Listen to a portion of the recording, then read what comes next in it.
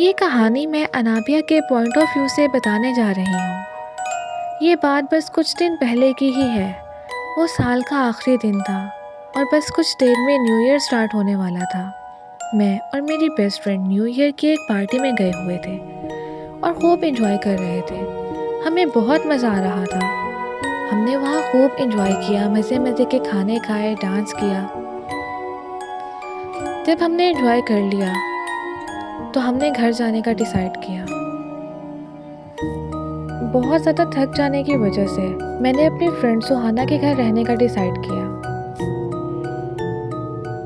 और हम उसके घर आ गए क्योंकि पार्टी करके हम बहुत ज़्यादा थक चुके थे। जैसे ही मैं बेड पे लेटी मुझे नींद आ गई।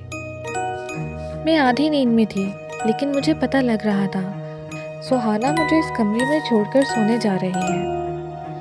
बाहर जाते हुए उसने पहले मेरे रूम की लाइट ऑफ की, फिर दरवाज़ा भी बंद कर दिया। सुहाना के जाते ही मेरी आंख लग गई और मैं भी गहरी नींद में सो गई।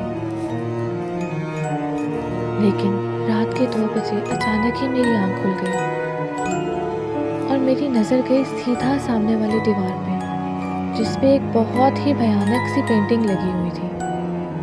उस पेंटिंग में एक बहुत ही भयानक औरत का चेहरा बना हुआ था। अचानक से आँख खुलते ही उस पेंटिंग को देखकर मैं इतना ज़्यादा डर गई थी कि मैंने अपना मुंह दूसरी तरफ घुमा लिया और आंखें बंद करके फिर से सो गई।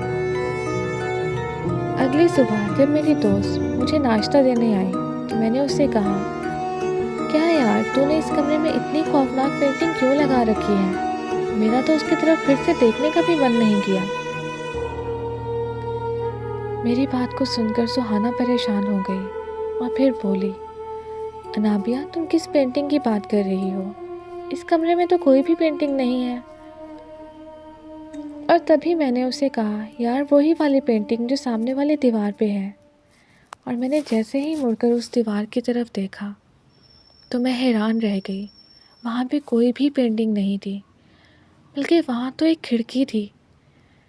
ये देखकर मैं बहुत ज़्यादा डर गई और मन ही मन सोचने लगी, अगर यहाँ पे एक खिड़की है तो वो कौन थी जो रात को अंदर झांकते हुए मुझे देख रही थी।